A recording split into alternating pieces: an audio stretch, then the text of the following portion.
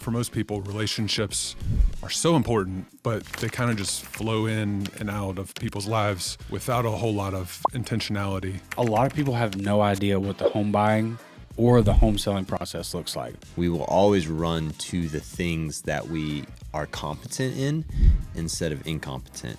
And so that could be as far as like, instead of flipping a house, I'm just going to buy it and, pass that off versus like, no, I'm going to take this next step that scares me. Hey, y'all, and welcome to the Cash Flow Bros podcast. My name is Rob Drum. Thank you for tuning in tonight. And I'm sitting here with my partners in crime, Jordan Holt and Todd Helzer. Say hi, guys. What's up? That was an epic intro. The only problem I have is I don't know how you know that all of our listeners listen at night. It's like telling the future, and I want to know how Rob knows that. I want to know how Rob knows a lot of things.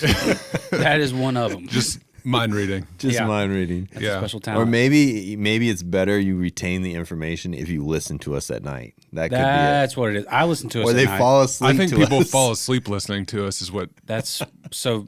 First thing on my list when I go home is for the twins. I'm just gonna get a speaker above their cribs and just have us playing throughout the night. And it's on repeat, so we get all the plays. We get That's the what stats. we need. We got to get do the that. numbers up. We got to get the numbers up. Yeah. Yeah. So if you're not doing that, that's the way is recommended to listen to Cash Flow 100%. Bros. Yes. Yeah. While you're falling asleep on repeat. At one speed. Don't try in 1.2 or 1.5 us. It's not happening. No way. Yeah. So today we're doing something a little bit different. We've got an episode planned out that is really focusing around something you guys know is very important to me and has been a big part of whatever success I've had over the last couple years, kind of the annual review process. That's really a basis for creating goals and trying to figure out what to do next year. Yeah, I love it. Because how do you know where to go if you haven't looked back at the year and planned? Exactly. It's important. Yeah. Yeah. I mean, y'all know we've kind of run through that through the years, really digging deep into the last year and seeing what's changed, really asking the important questions about what you've accomplished, what you did with your time. So I've got a list of questions that I've used for, I think this will be my 4th year using them. Nice. And today we're just going to run through these questions, maybe have a little commentary back and forth, and see where it takes us. It's time to get deep, Jordan. Sweet. I love introspection. Absolutely love it. Yeah, I know you do. Well, this first question is going to hit hard then. Oh, I was kidding. I don't love it that much. What is your biggest fear? Oh, no. Toddlers. So we can kind of there's 12 questions. If you're listening at home with a pen, you can write them down and you can put them in the show notes too. We'll put them in the show notes. There you go. Yeah, we can do Classing that. up, boys. Yeah. So it breaks down into 4 questions in 3 different sections. The sections are people and mindset. Second section is growth. And then the last category would be goal formation. That's great. So first question under people and mindset. Analyze the motivation for your actions, fear or passion. Dang. Realistically, Yeah. I think it's fear.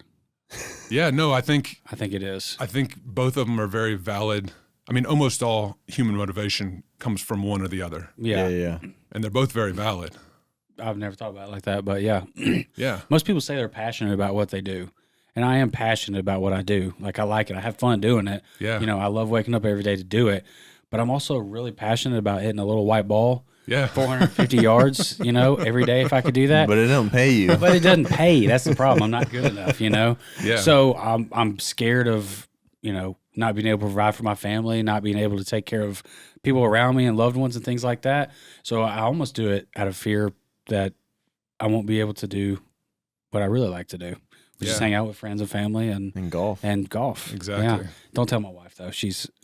yeah. She Anyway. doesn't. We found out she doesn't listen to the podcast anyway. Yeah, luckily. That's right. We forgot. She will You can now. say whatever. We will now As when we soon put as it in the twins' cribs. We're listening. So, yeah. No, that is an interesting question. I would say that sometimes the fear moves you in directions of passion. Yeah. So the fear of ultimately, like I said, you got people to provide for. You also don't want to be delinquent. But then those things have always pushed me in places that I'm passionate about. Mm-hmm. And so, yeah, that's a great question. That's a great question. Well, the first time I answered that question was 2019, and I was very clearly like, okay, last year, the year before that, the first couple years of my real estate career were clearly fueled by fear. Say that 10 times. Fueled by fear. But the thing that I think you've got to look at is that fear is a great motivator, but long-term might not be the best. Yeah. It can help you run fast, but Uses a lot of fuel it's not, yeah, exactly. to do that, Yeah. brain power and Exactly. a bunch of resources. Yeah. So it's wherever you are in your real estate investing, business, career, or your life, I think it's good to think about that way. Yeah. It's good. So question number 2, account for your time. Did you spend it well? And this is where I'll pull out my calendar notes and really try to go day by day, week by week through the year and see what patterns I see, what things I did where I look back and I say, yes, this was a great use of my time. I got a lot of value from this meeting or this event I went to, or these things I did that didn't really go anywhere. I didn't enjoy. Things that you look back and are kind of like, I probably didn't do that well there. So when you talk about, like a meeting, do you use it more like categories of like meeting with fellow investors? Not every single meeting will turn into a deal or, potential funding or whatever it is, but, there were a few that did. So you just in general, meeting with investors in 2024 is beneficial. Does that make sense? Yeah. Like you kind of categorize and generalize those sections of productivity. Yeah. Like I'll say this one is from a couple years ago, but I looked at meetings that I did with, or times that I really took out-of-state investors on an individual journey, looking at properties all over the city. And I did that probably 3 or 4 times in 2018 or 2019. And I looked at it and I just noticed like none of these bought a property. Like I spent an entire Saturday, none of them bought a property. And so I kind of looked at it and I was like, okay, I made the best decision that I knew how to make at the time, but going forward, probably not a good use of my time. I did that 4 times this year. Yeah. Not one purchase. Yeah. I think I've told you. Yeah, I tried. And some people are just so persistent. I'm like, fine. All right. I'll get in the car. Yeah. I think, there is value in it, but just my results, your results kind of corroborate that. Yeah. Yeah. Yeah. So things like that, when you dig in and look back, it'll just kind of jump off the page. And if you just get 2 or 3 kind of insights that could really affect your profitability for the next year or your enjoyment, it's worth it to just kind of go through and really reflect. Like, it's almost like living the whole year twice. It's good when you go and look back at it. Keep them coming. All right. These are good. Question number 3. How have the relationships around you changed?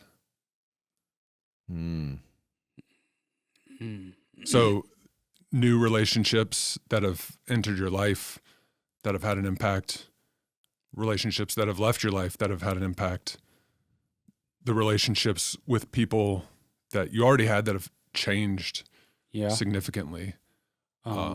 Yes. Yeah. Yeah. Yes. Yeah. You have 2 new relationships. Yeah. Yeah. I do. Yeah. I haven't really built. They don't up. know it yet. Yeah, they don't know it yet. Yeah. But yeah, I've definitely made some new relationships this past year Yeah. that have led to, on the business front, expanding buyer pools of people that I can help find properties with on that side. Mm-hmm. But also, I've had some, new friends walk into my life that I feel like are going to be good long-term relationships. So I think overall, I don't think I've had any negative or people leaving or anything. Yeah. Mostly, I think it's all been pretty positive. Yeah. And I think, yeah. I kind of wonder if that starts to change as you put yourself in positive spheres. Mm-hmm. Like, you know what I mean? Like you put yourself in a position to gain, probably for the most part, relationships that are positive, either personally and or professionally. 100%. Yeah. Yep.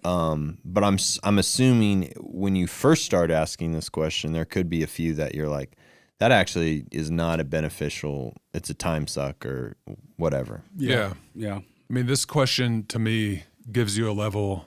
I mean, for most people, relationships are so important, but they kind of just flow in and out of people's lives without a whole lot of intentionality. And when you delineate and say, all right, from this time last year till now, what's changed significantly in relationships? And what do I think about that? Really gives you a new level of awareness around a subject that has a lot of impact. Yeah. People around you make you. Yeah, exactly. Yeah, the rule of 5 or whatever people say. That's good. All right. Question number 4. What do the people around you say about how you've changed? I don't think I want to know. You don't? I don't think I want to know. Will not shut up. It's a dangerous question. Yeah. Is it a question you ask people close to you? Like, do you ask Amy this question? Yeah, I ask Amy every year. And she knows me best. And the answer is sometimes I kind of know what she's going to say, but there's something that I wasn't really anticipating that, good or bad, there's something in there that I wasn't really aware of. Right. From her perspective. I'll ask Callie when I get home. I would definitely. In her heightened state of 4 months right now. Right now's the time. Right now's the time. Find out exactly what you're doing wrong. Yeah, never mind. I think I'll just keep that in this room. No, it's a question that definitely the people closest to you. I don't go overboard with this one, but I always ask Amy. It's good. Yeah. So moving on into the second category, growth. And first question here is, look back 1 year ago and tell me, where did you grow? What categories, what areas of your life were growing, and in what direction? For me, I think the areas that I've grown in are, and I don't know how to, broad basis into categories, but throughout this whole year, my understanding of how houses function because of the flips that I've been doing, seeing the underbelly of everything, because the property is almost a living, breathing thing. Yeah. It almost literally breathes. And before that, I really never understood exactly how plumbing is supposed to look, exactly how electrical is supposed to look, what's a roof really look like when it's 10 to 15 years old. Some of that's subjective or objective. I forgot which one it is. But for the most part, I didn't understand any of that. And now I have a lot better. I've only done a few flips. I'm not even like Mr. Guru or anything, but I do have a better understanding of what things in a house are supposed to look like, the way they're supposed to be done, and the way they're not supposed to be done, which is helpful, when I'm talking to buyers or sellers that maybe you're looking at a flip. You can walk by and say, the plumbing is not supposed to, that P-trap is not supposed to be the flexible thing, Those are the worst. Yeah, all right, I know that. You need to watch out. Those were designed to trap things. They literally, unfortunately. they are. And if you know that stuff, though, you can help somebody, because if they're willing to take such little care in something, because that P-trap in Home Depot is right next to the proper one. It's maybe a 30-cent difference, if that. And if they're cheaping out on that, what else? Yeah. What else are they cheaping out on? So I think that's the biggest growth that I've had this year. You really have dove deep into. Like, I've been through the ringer. Yeah. Yeah. So. And I think it's a profound question. This year, I think it has been a growth in understanding real estate and what I want for my future and portfolio. Definitely a testing of, I had some deals go through, some deals not go through. And, initially I think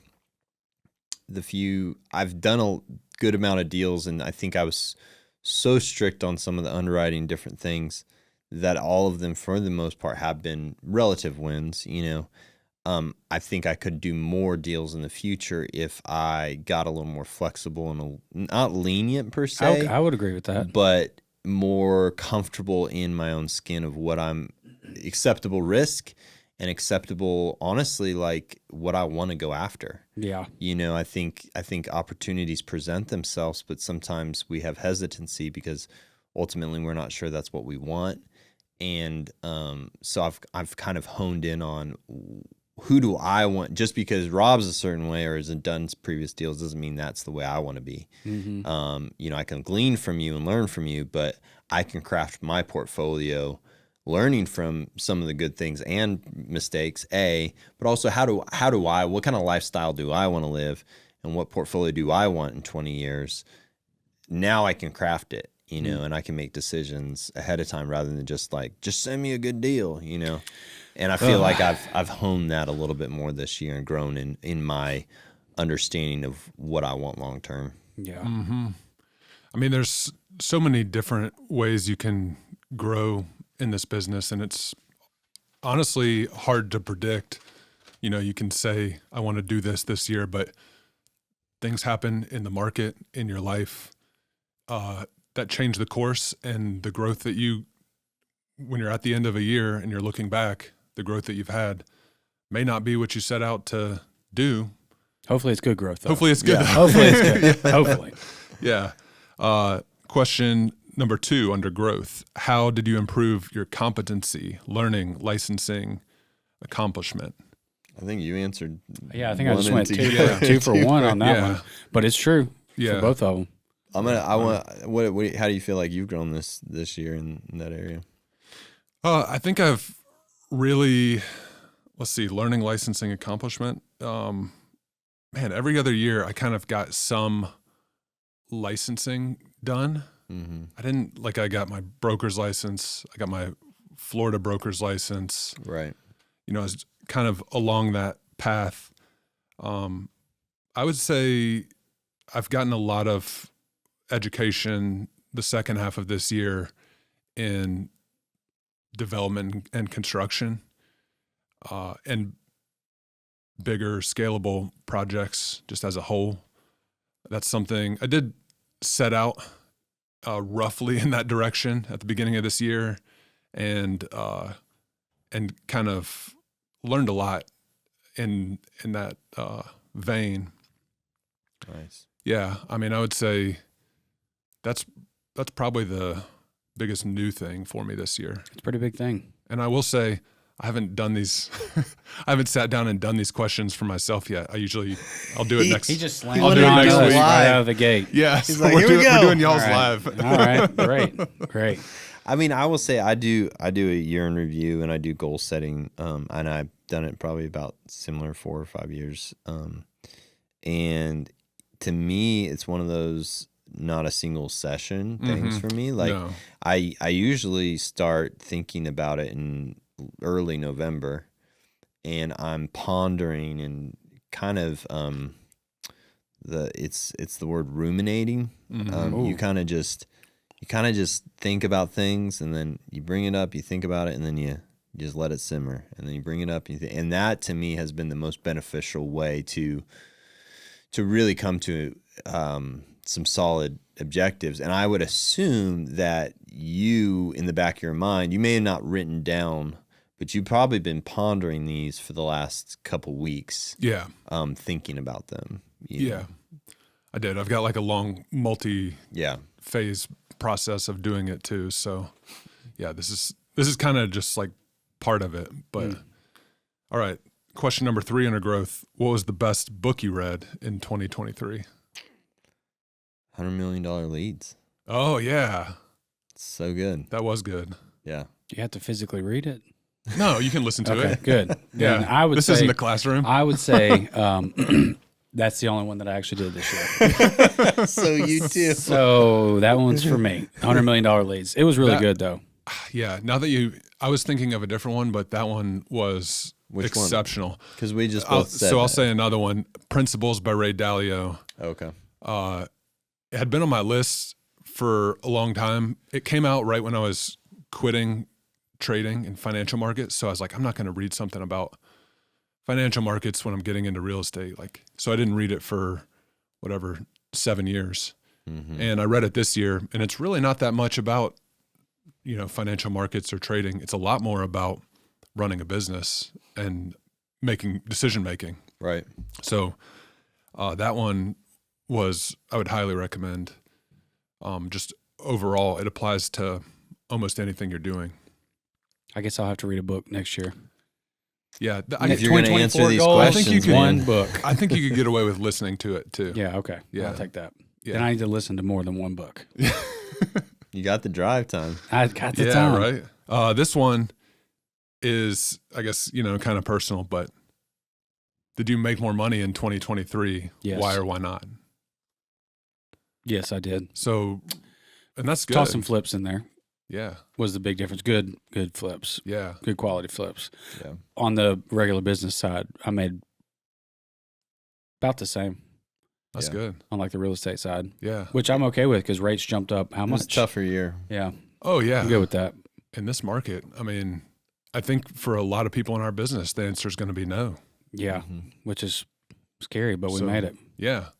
so I mean, far. Yeah. I haven't done the numbers or anything, but I'm pretty sure the answer for me is going to be no. Really? Yeah. Well, you were more focused in big Yeah. I had term projects. yeah.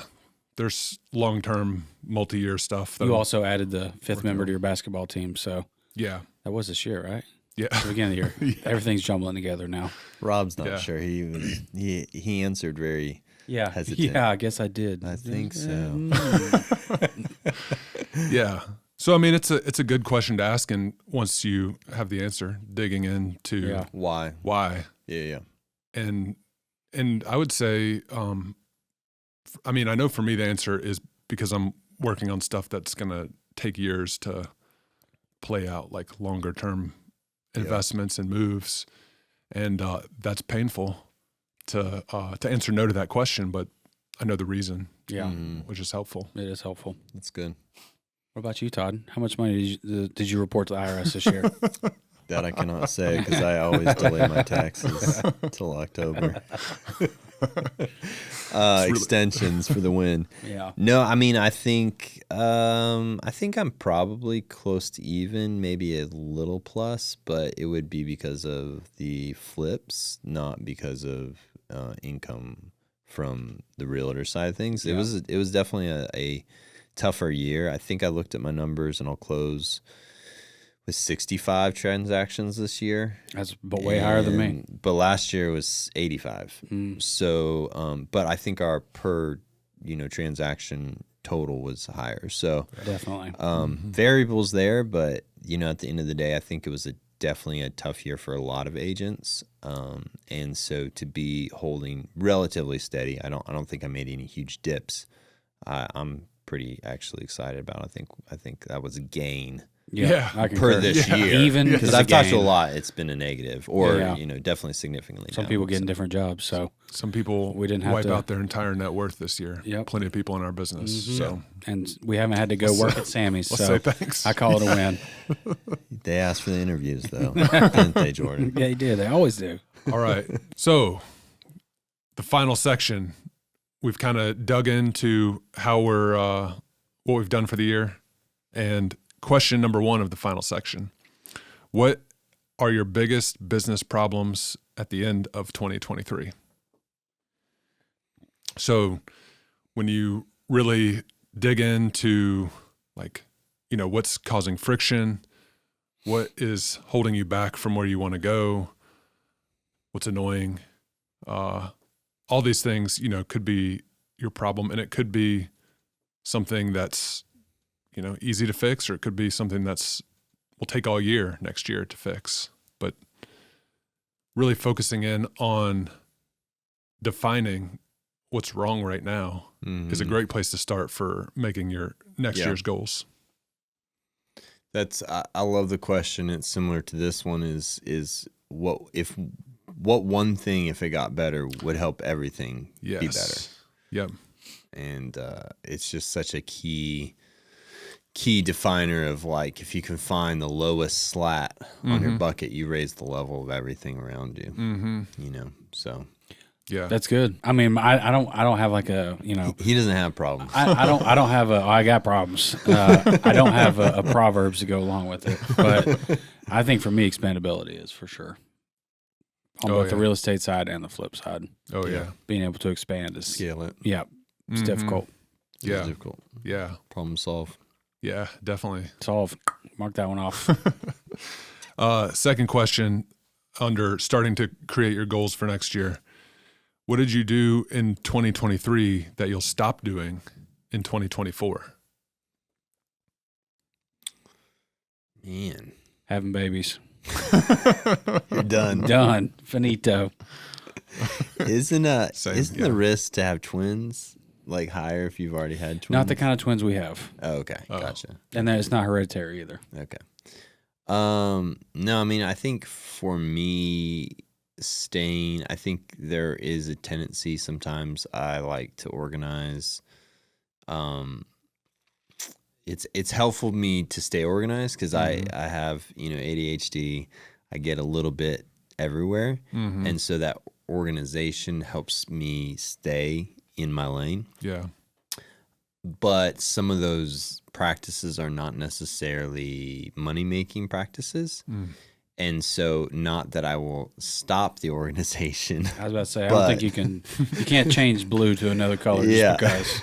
But I think that a prioritization of it in a more appropriate space in my life is probably what I'm looking to. Because oftentimes I find for myself, and this is, I think, universal, is we will always run to the things that we are competent in instead of incompetent. And so that could be as far as like, if you've never flipped a house, you're going to more naturally go into, instead of flipping a house, I'm just going to buy it and, pass that off or whatever it is, versus like, no, I'm going to take this next step that scares me. And so sometimes our competencies can become our crutch. And so I would say that, that for me is like, it needs to happen, but I think I put too much priority on it. So you gotta try this year to be a little bit more of a runner and gunner. just let go just a little bit, man. Fast and loose in 2024. Yeah. Gunslinger. Yeah. Gunslinger mentality is what you do. It'd be fun just to try once. I don't think you'd like it, but yeah.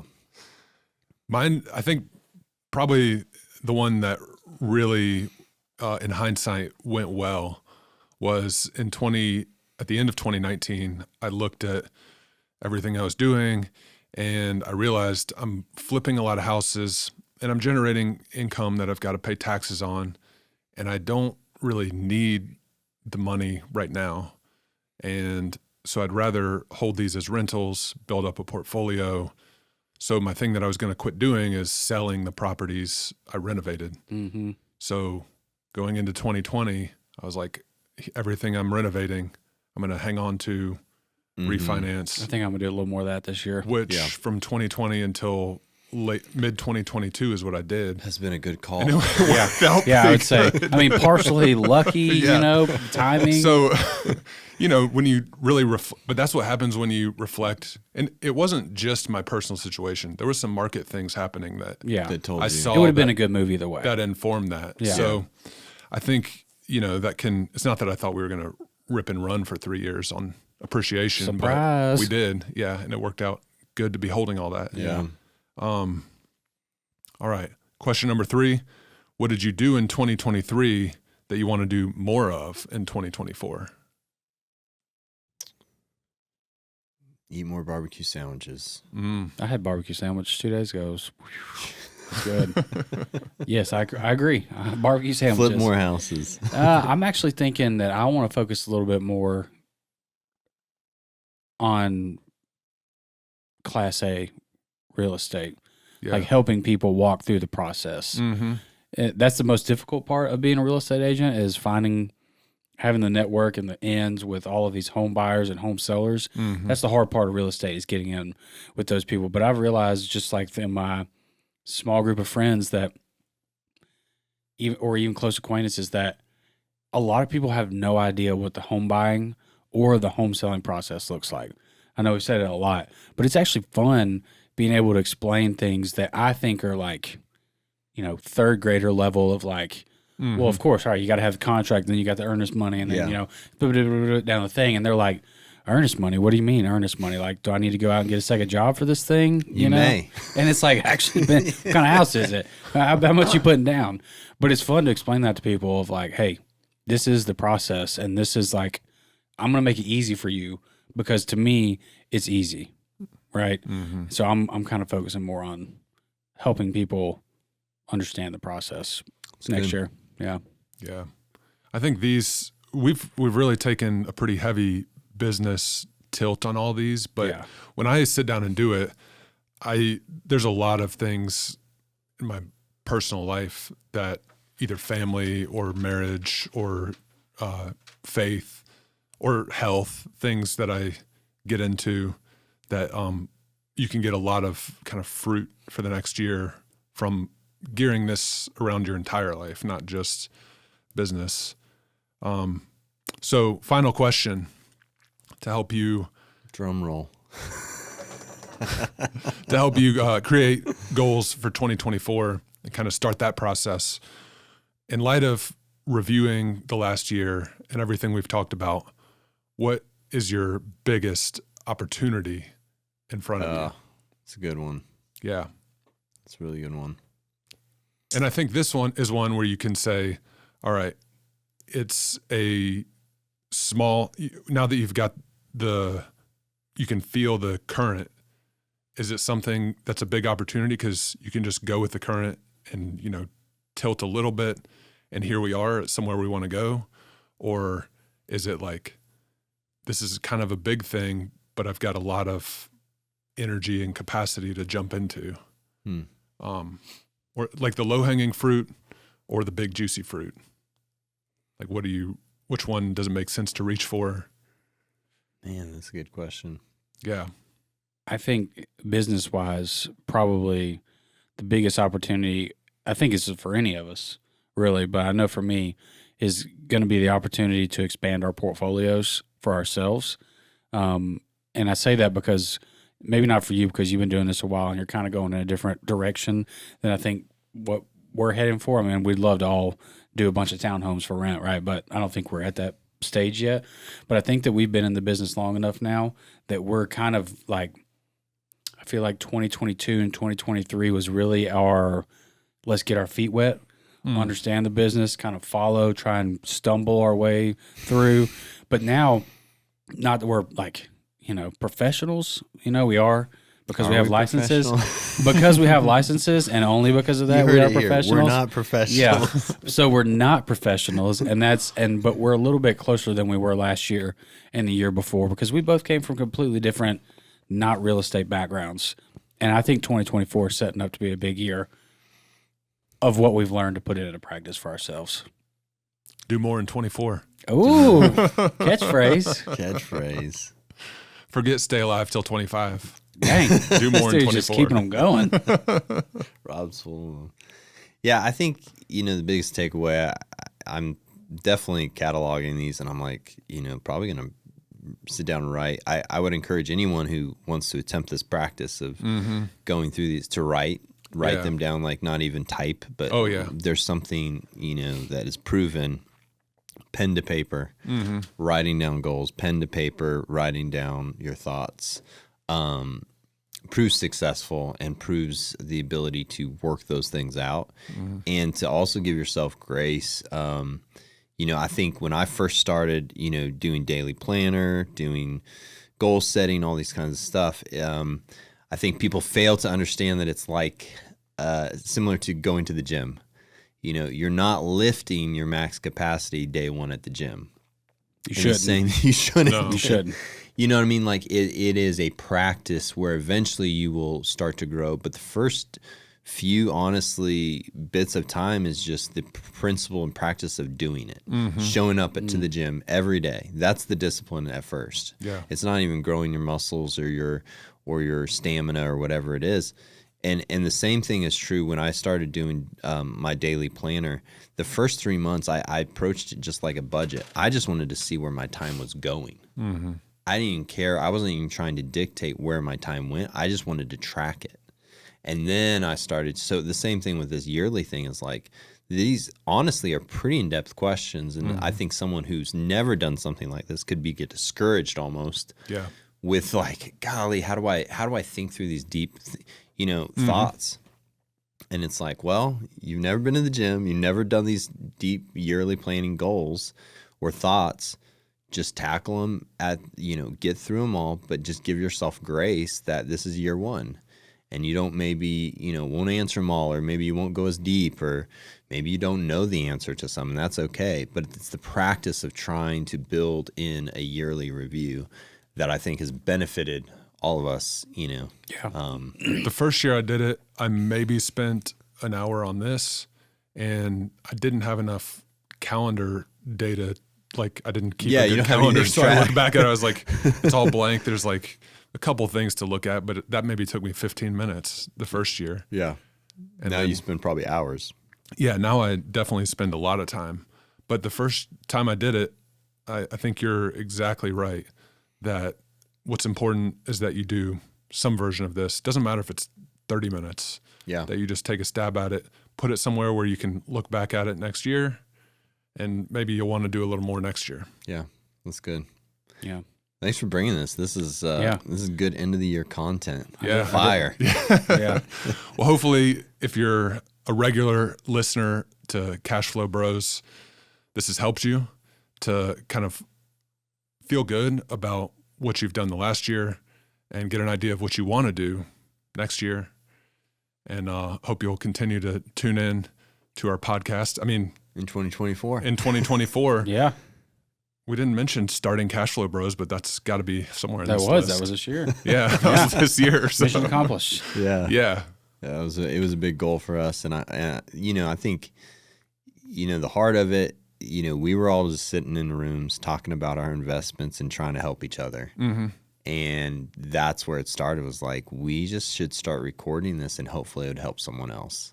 Yeah. And it really is like, that is, I think, at the core of it, all of our goals is just to help someone else, because someone else has helped us. Yep. And also still helping us. And so if we can be a part of the community that gives back and helps someone along the way, that's the point of the interviews. That's the point of, when we all sit down, just talking it through, and hopefully we all can win together. So just one person, at least one person, hopefully. Hopefully two. I mean, hopefully two, but I mean, I'm trying to keep them, humble a little. All right. Well, this is Cash Flow Bros. Signing out. Signing out. Adios. Do more in 24. Yeah. Coin that. Trademark it. See you guys. See y'all. Bye.